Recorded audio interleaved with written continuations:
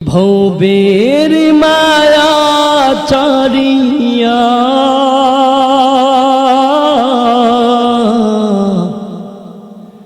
হয়ে যাবে সঙ্গী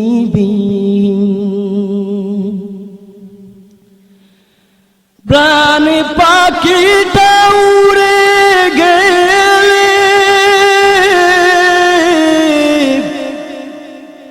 সবই তোড়ে যাবে বলে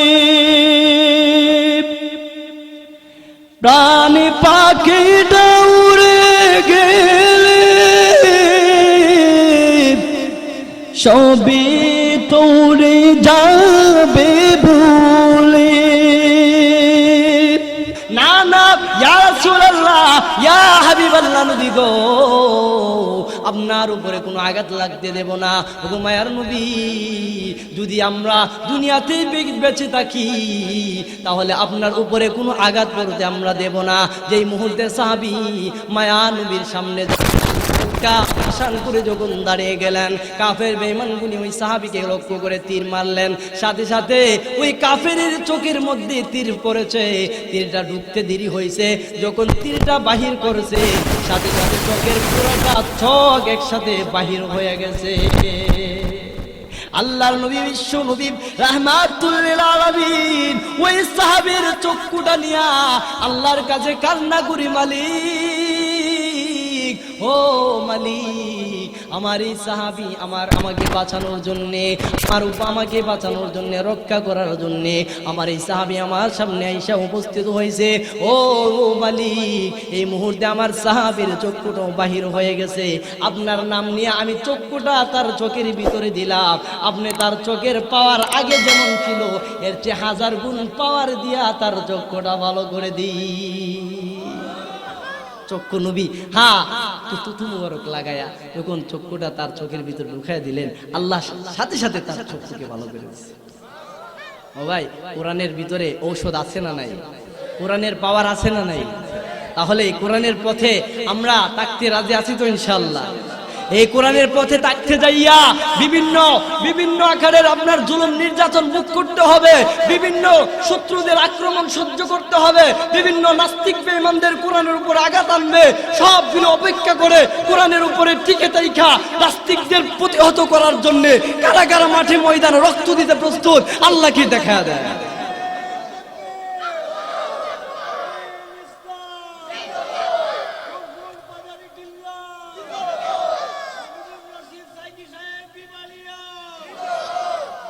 মোহতারাম হাজিরিন, আল্লাহ বলছিলেন ইন্নাল্লাযীনা ইয়াতলুনা কিতাবাল্লাহ, যারা কি করবে? আমি আল্লাহর কোরআন তেলাওয়াত করবে, তারা আমি আল্লাহর সাথে ব্যবসার কাজে নাইমা গেল। মোহতারাম হাজিরিন, তাহলে আমরা শুনলাম যারা কোরআন পড়তে জানে না তাদেরও কেমন মর্যাদা আল্লাহর কাছে বুঝলাম, এবং যারা কোরআনের পড়ে তেলাওয়াত করে কোরআনের যে পাওয়ার আছে এটাও শুনলাম। এবার আসুন, যারা তেলাওয়াত করে তারা যে হাসরের ময়দানে উপস্থিত হইব তাদেরকে আল্লাহ কেমন পারমিশন দিবেন, কেমন মর্যাদা দিবেন, তাদের কতটুকু পাওয়ার দিবেন কোরআনের কারণে। আল্লাহ রাব্বুল আলামিন, আল্লাহর নবী বিশ্ব নবী, আপনাদের সামনে যে আমি হাদিস কেন পাঠ করেছি আবু দাউদ শরীফের হাদিস, ওই আবু দাউদ শরীফের হাদিসের মধ্যে আল্লাহর নবী বলতেছেন, মান ক্বারাআল কুরআন মা আমিলা বিমা ফিহি আলবাসা ওয়ালিদাহু তাজান ইয়াউমাল কিয়ামাহ। আল্লাহর নবী বিশ্ব নবী রাহমাতুল লিল আলামিন বলেন, ও উম্মতেরা শোনো, হাসরের ময়দান যেদিন কায়েম হয়ে যাবে আল্লাহ রাব্বুল আলামিন ওই সকল মানুষের হিসাব নিকাশ নেওয়া আরম্ভ করবে। আল্লাহ রাব্বুল আলামিন ওই দিন কোরআন পড়নেওয়ালার কতটুকু মর্যাদা দিবেন আল্লাহ নবী সাহাবীদেরকে বলতেছেন, সাহাবীরা রে, মান ক্বারাআল কুরআন, যে ব্যক্তি কোরআন তেলাওয়াত করবে ওই ব্যক্তি এমন মর্যাদাশীল হইবে, ওই ব্যক্তির আম্মা আব্বাকে আল্লাহ হাসরের ময়দানে নূরের মুকুট পরাইয়া সমস্ত মানুষের ঊর্ধ্বে সিংহাসনে বসাইয়া দিবে। ও ভাই ও দুস্থ বুজুর্গ, তাহলে প্রথম ব্যবসাটা হলো ইন্নাল্লাযীনা ইয়াতলুনা কিতাবাল্লাহ। এক নাম্বার হলো যারা কোরআন তেলাওয়াত করবে তারা আমি আল্লাহর সাথে ব্যবসা করলো। ও বান্দা, আল্লাহ রাব্বুল আলামিন বলেন সমস্ত মানুষ হা করে তাকিয়ে থাকবে, সমস্ত মানুষ বলবেন মালিক ওই যে লোকগুলা আপনি সিংহাসনের মধ্যে সকলের ঊর্ধ্বে আপনি বসায়া দিলেন, ও মালিক লোকগুলাকে আল্লাহ বলবেন বান্দারে দুনিয়ার জিন্দেগিতে আমি আল্লাহ কোরআন দিয়েছিলাম ওই কোরআন তেলাওয়াত পড়নেওয়ালা ওই লোকগুলা, কারণ দুনিয়ার জিন্দেগিতে আমি কোরআন দিয়েছিলাম। এটা হলো কোরআনের ভিতরে সকল কথা হলো আমি আল্লাহর। আর যে ব্যক্তি আমি আল্লাহর কোরআনকে সম্মান করবে, যে ব্যক্তি আমি আল্লাহর কোরআন তেলাওয়াত করবে, আমি আল্লাহ এমন খুশি হয় দুনিয়ার মধ্যে আমি আমার বান্দাকে সকল নিয়ামত দিতে থাকি, আর হাসরের ময়দানে তাকে কোরআন পড়নেওয়ালার মা বাবাকে বিনা হিসাবে জান্নাতে দিতে পারি। মোহতারাম হাজিরিন, আল্লাহর কোরআন বললে আল্লাহ কেমন খুশি হয়। ভারতের মঞ্জুর নুমানি উনার হাদিসে অনেক হাদিস লিখেছেন, উনার কিতাবের মধ্যে উনি লিখেছেন একটা ঘটনা লিখেছেন। মঞ্জুর নুমানি বলবো না, কষ্ট হইতেছে। মোহতারাম হাজিরিন, মঞ্জুর নুমানি ট্রেনে সফর করতেছেন এক জায়গা থেকে আরেক জায়গায়। উনি এক রাজ্য থেকে, ভারতের এক রাজ্য থেকে আরেক রাজ্যতে যাবে, ট্রেনের সিটে বসা। হঠাৎ করে আরেকটা লোক উনার লিখিত একটা বই, আরেকটা লোক উনার পাশের সিটে বইসা পড়তেছে। পড়ার পরে লোকটা পুরোটা বই পড়ার পরে বইটার এইভাবে চুম্বন খাইছে, খায়া বলতেছেন আল্লাহ না জানি আপনার কোন বান্দাটা এই কিতাবটা লেখছেন, আল্লাহ তার হায়াতে আপনি বরকত দান করুন। মঞ্জুর নুমানি কিন্তু লেখক, কিন্তু তার পাশের সিটেই বসে। মঞ্জুর নুমানি আর প্রকাশ না করে আল্লাহর কাছে কান্না করতেছে আর বলতেছেন মালিক ও আমার আল্লাহ, আমি এই মুহূর্তে যেই জিনিসটা দেখলাম, আমার লিখিত একটা কিতাব শুধু সাধারণ একটা মানুষ পড়ছে, পয়রা আমার প্রশংসা করতেছে, আমার গুণগান গাইতেছে, আমার জন্য দোয়া করতেছে। মালিক ও মালিক, আমি নাও কত খুশি হইলাম। আল্লাহ যেদিন যে কোনো বান্দা আপনার কোরআন যেই সময় পড়ে গো আল্লাহ, না জানি আপনি প্রভু কত খুশি হয়ে যা। আল্লাহ আমার লিখিত কিতাবটা আমার পাশে বসে একজন পড়তেছে, সে আমার জন্য দোয়া করতেছে, আমার প্রশংসা করতেছে, আমার কাছে কত ভালো লাগতেছে। ও আল্লাহ আপনার কোরআন যেদিন যে সময় মানুষ পড়ে আপনি জানি কত খুশি হয়ে যায়। মোহতারাম হাজিরিন, এই কোরআন হলো আল্লাহর কথা। এই কোরআনের সব বিধিবিধানগুলা আমরা মানতে প্রস্তুত আছি তো ইনশাআল্লাহ। আল্লাহর নবী বিশ্ব নবী রাহমাতুল্লিল আলামিনের উপরে এই কোরআন নাজিল করেছেন, আর আল্লাহ বলেছেন যে ব্যক্তিটা কোরআন তেলাওয়াত করবে হাসরের ময়দানে সে আমার সাথে ব্যবসা করবে। এক নাম্বার ব্যবসা হলো ইন্নাল্লাযীনা ইয়াতলুনা কিতাবাল্লাহ। এক নাম্বার ব্যবসা কি? ইন্নাল্লাযীনা ইয়াতলুনা কিতাবাল্লাহ। যে ব্যক্তিটা আমি আল্লাহর কোরআন তেলাওয়াত করলো। আজান, এখন তো আজানের সময়ও না, আজান দিলে তো আয় আল্লাহ। যাই হোক, আজান দেওয়া হবে শেষে, আলোচনার শেষে। আমি ছেড়ে দিই। ও আচ্ছা, ঠিক আছে। তাহলে মোহতারাম হাজিরিন, আপনাদের কাঙ্ক্ষিত মেহমান উপস্থিত হয়েছেন। আমি সুদূর বিবাড়ি থেকে আসছি শুধু দোয়া নেওয়ার জন্য, কারণ আপনাদের দোয়া নিয়েই সামনের পথ আগাইতে চাই। আপনারা দোয়া করবেন তো ইনশাআল্লাহ। মোহতারাম হাজরিন, এই সিলেটের মাটি হলো একবারে বরকতি মাটি। যারা এই সিলেটের মাটিতে পা রাখছে তারা ধন্য হয়ে গেছে কোরআনের ময়দানে। যেখানেই যাবেন সেখানেই সিলেটের সুনাম আছে। এই সিলেটের মাটি যারা পা রাখছে, আল্লাহ রাব্বুল আলামিন শাহপরান শাহজালাল তাদের বরকতে, হ্যাঁ বড় বড় বুজুর্গানি দিনের বরকতে আল্লাহ তাআলা যে আলেমরাই আসে না কেন সবাই কোরআনের ময়দানে আল্লাহ তাআলা সকলকে কবুল করে নেন। মোহতারাম হাজিরিন, এই গর্বের মালিক হলেন আপনারা। আল্লাহ আপনাদেরকে দিয়েছেন সম্মান, কারণ আপনাদের জমিনে বড় বড় পীর মাশায়েখগুলি শুয়ে আছে। ও ভাই ও দোস্ত বুজুর্গ, তাই আসুন, আল্লাহ বলতেছেন প্রথম ব্যবসা হলো যারা আমার কোরআন তেলাওয়াত করলো তারা যেন হাসরের ময়দানে আমি আল্লাহর সাথে ব্যবসা করলো। দুই নাম্বার ব্যবসাটা কি? আল্লাহ রাব্বুল আলামিন পরের অংশের মধ্যে বলতেছেন ওয়া আকামুস সালাতা, আল্লাহ রাব্বুল আলামিন বলেন বান্দারে ও পৃথিবীর মানুষেরা শোনো, আমি আল্লাহ তোমাদেরকে বলতেছি দুনিয়ার মধ্যে যখন আমার কোনো বান্দা ইখলাসের সাথে খুশু খুজুর সাথে আমার 5 ওয়াক্ত নামাজের বিধানটাকে সে পালন করে, আমি আল্লাহ বলতেছি ওই বান্দা যেন হাসরের ময়দানে আমি আল্লাহর সাথে ব্যবসায় নিয়োজিত হয়ে গেল। বলতেছেন আমার কোন বান্দা যখন আমাকে সন্তুষ্ট করার জন্য নামাজে দাঁড়িয়ে যায়, সে যেন আমি আল্লাহর সাথে হাসরের ময়দানে 2 নম্বর ব্যবসাতে জড়িত হয়ে গেল। ও ভাই দোস্ত বুজুর্গ, তাহলে এখন প্রশ্ন হলো হুজুর, তাহলে নামাজ তো আমরা পড়ি, তাহলে আমরাও কি আল্লাহর সাথে ব্যবসা করতে পারবো? আল্লাহ রাব্বুল আলামিন হ্যাঁ পারবেন। আল্লাহ বলতেছেন ওয়াকাবুস সালাহ, নামাজ যারা পড়বে, হ্যাঁ নামাজ পড়ার মধ্যে কয়েক প্রকারের মুসল্লি আছে। একটা হলো সিজন মুসল্লি, সিজন মুসল্লি চিনেননি? একটা হলো বছরিয়া মুসল্লি, একটা হলো সাপ্তাহিক মুসল্লি, আর একজন হলো প্রতিদিনের 5 ওয়াক্তের মুসল্লি। ও ভাই দোস্ত বুজুর্গ, এর মধ্যে আরেকটা কথা হলো, অনেকে আমরা নামাজ পড়ি, যদি আমি সর্দার, আমি নামাজ না পড়লে সমাজে কব এ সর্দারি করে, নামাজই পড়ে না, সর্দারি কেন? আমি নামাজ পড়ি সর্দারির চেয়ার ঠিক রাখবার লাগে, এই নামাজে কোনো কাজ হবে না। নামাজে দাঁড়াইলাম, নামাজের মধ্যে এক মন দিতে হবে, খুশুখুজুর সাথে নামাজে দাঁড়াইতে হবে। হ্যাঁ আল্লাহর নবী বলেন কোন উম্মত যখন খুশুখুজুর সাথে নামাজ পড়বে, আল্লাহ রাব্বুল আলামিনের কাছে চাইতে দেরি হবে। কোন নেক আশা যখন চাইবে, আল্লাহ বলেন আমার বান্দাকে দিতে আমি প্রস্তুত হয়ে যাই। আমরা তো নামাজ পড়ি, নামাজও খারাইলে দেখবেন তো কত কথা যে মনো, সুবহানাল্লাহ।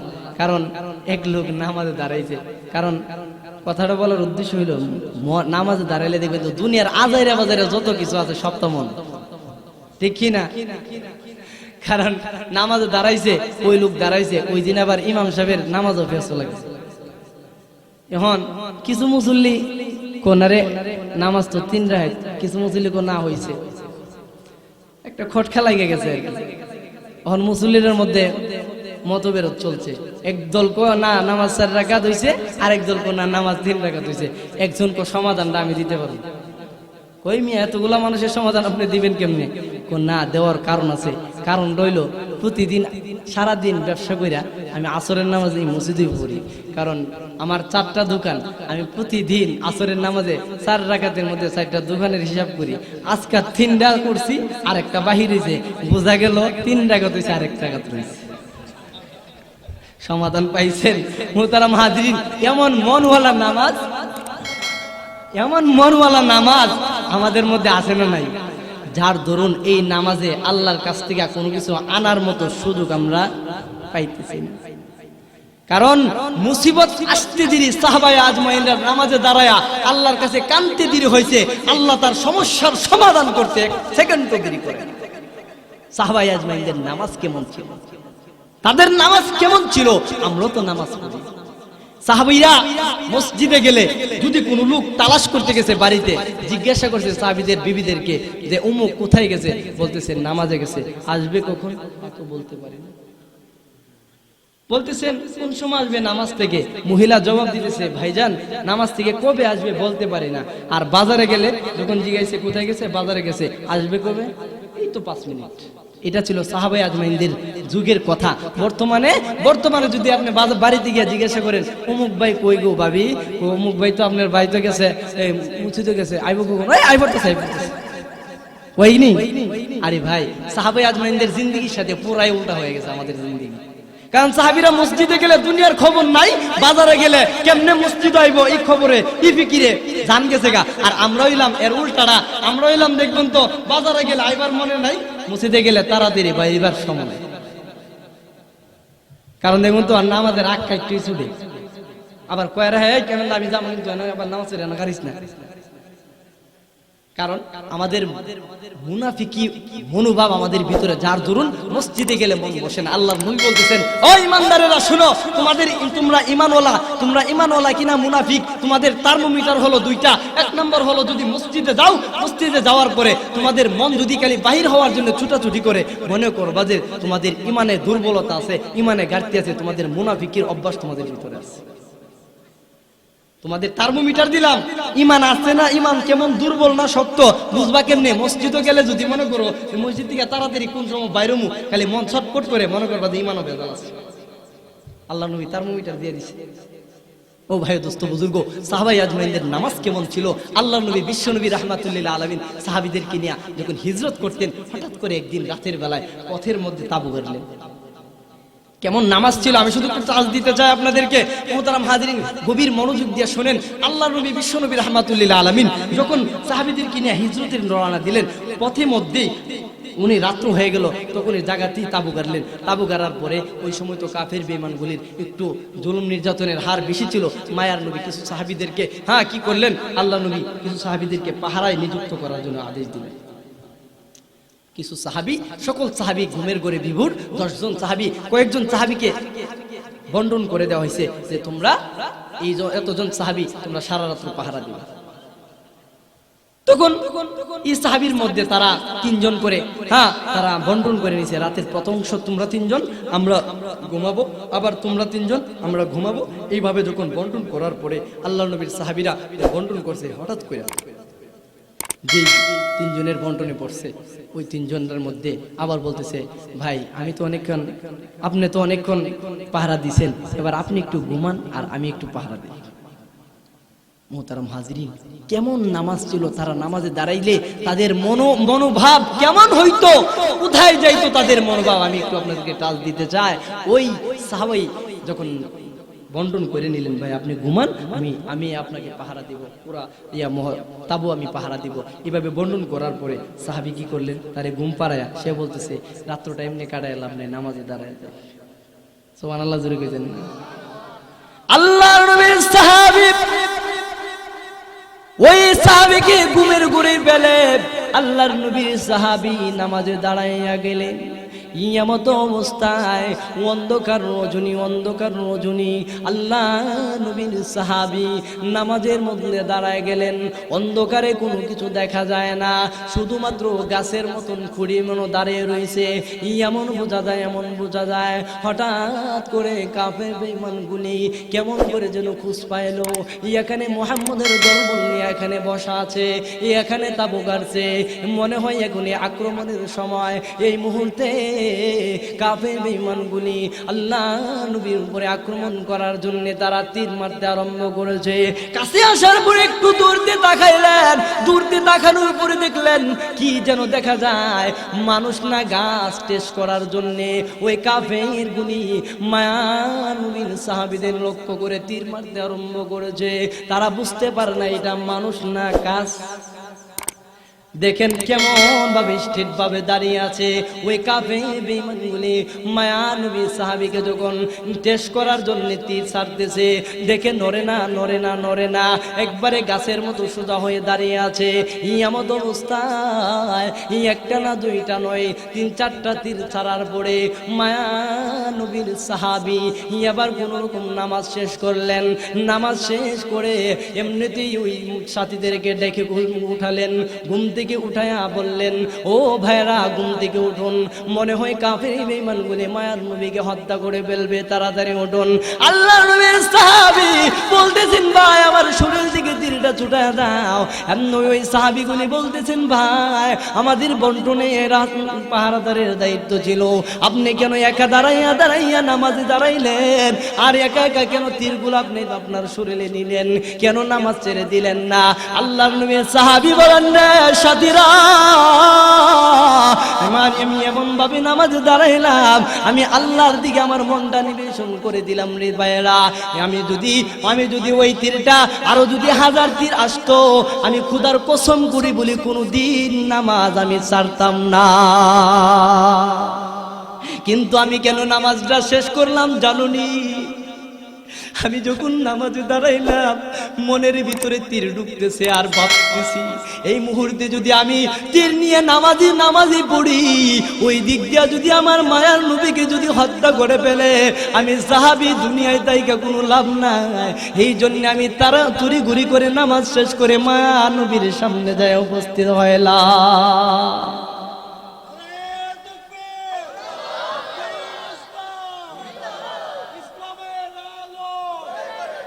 মুহতারাম হাজিরিন, ওই সাহাবী বলতেছেন আমার তো মনে এমন মজা লাগছিল, আমার মন আল্লাহর কাছে চলে গেছে, হাজার একটা না দুইটা না হাজার তীর যদি আমার ভিতরে দিত, এরপরেও আমি নামাজ ছাড়লাম না, শুধুমাত্র মায়ার নবীকে রক্ষা করার জন্য আমি নামাজ তাড়াতাড়ি শেষ করলাম।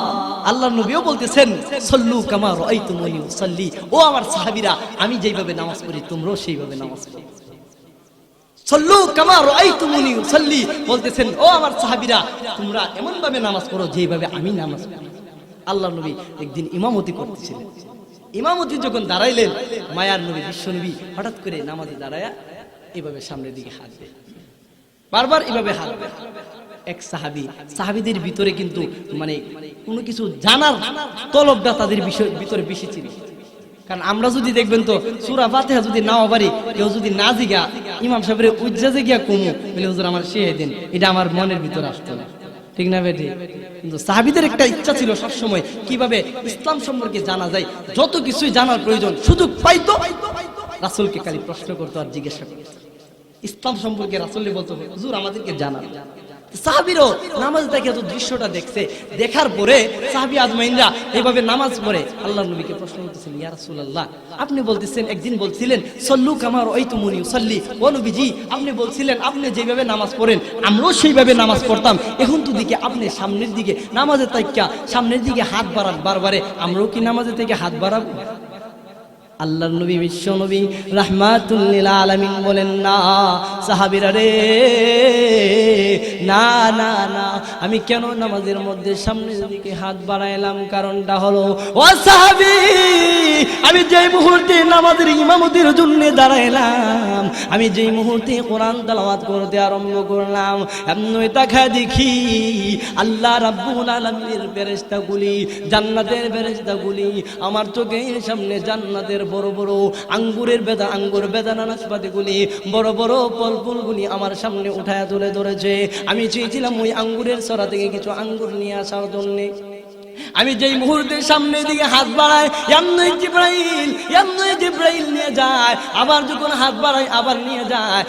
আল্লাহ বলেন আমার হাবিব আমি আপনাকে এইগুলি দেওয়ার জন্য দেই নাই, এগুলো আপনাকে দেখাইছি আপনি আপনার উম্মতদেরকে বলে দিন যারা আমি আল্লাহর পাঁচ ওয়াক্ত নামাজ সঠিকভাবে পালন করবে, আমি আল্লাহর বিধানগুলি পালন করবে, আপনার রাসূল সুন্নাতগুলি পালন করবে, আমি আল্লাহ ওয়াদা দিলাম আপনার উম্মতদের জন্যই সেই নাজু নিয়ামত রেখে দিলাম। মুহতারাম হাজিরিন, রাসূল কেমনে নামাজ পড়ছেন, সাহাবী আজমাইনরা কেমনে নামাজ পড়ছেন, তাদের নামাজে দাঁড়াইলে দিন দুনিয়ার কোনো খবর ছিল না, এটাই প্রমাণ করে এই জাতীয় নামাজ যদি আমাদের হয়, যত কঠিন কঠিন বিপদ আসুক, যত সমস্যার সম্মুখীন হয়, এই জাতীয় 2 রাকাত নামাজ পড়ে যখন আল্লাহর কাছে কান্তি দেরি হবে, আল্লাহ আপনার সমস্যার সমাধান করতে দেরি করবে। শেষ রাতে আল্লাহ কিন্তু শেষ আসমানে আইসা বৈশা আল্লাহ বলতে থাকেন ও আমার বান্দারা কে আছো অভাবগ্রস্ত, উঠো আমি দিতে প্রস্তুত। সুবহানাল্লাহ জোরে কয়। ও ভাই কান্না ছাড়া মাও দুধ দেয় না, চোখের পানি ছাড়া মাও দুধ দেয় না, আজকে আমাদের কান্নার অভাব।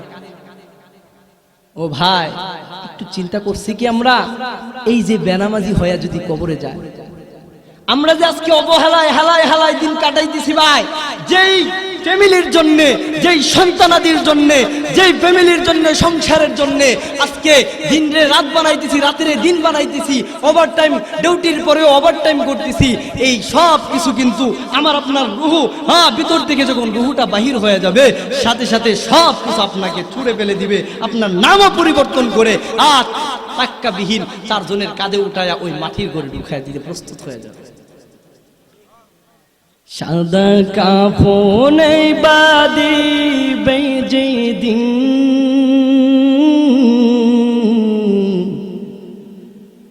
হয়ে যাবে নিঃস্ব সেদিন, এই ভবের মায়া চারিয়া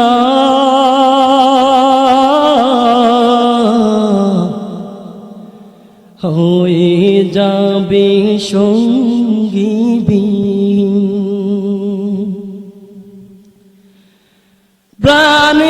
পাখিটা উড়ে গেলে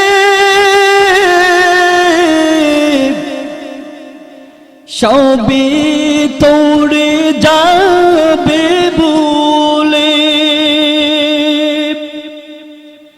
প্রাণ পাখিটা উড়ে গেলে সবই তোড়ে যাবে বলে, কার লাগে করলে তুমি কষ্টে বিলীনটা জীবন, হয়ে যাবে নিঃস্ব সেদিন, সাদা কাফনে বাঁধিবে যেদিন, হয়ে যাবে নিঃস্ব সেদিন। যাই হোক মোহতারাম হাজিরিন, আমার উস্তাদে মোহতারামের সমতুল্য হুজুর বসা, আমারও তবিয়ত কোনো মেহমান স্টেজে আসলে আর কথা বাড়ায় না।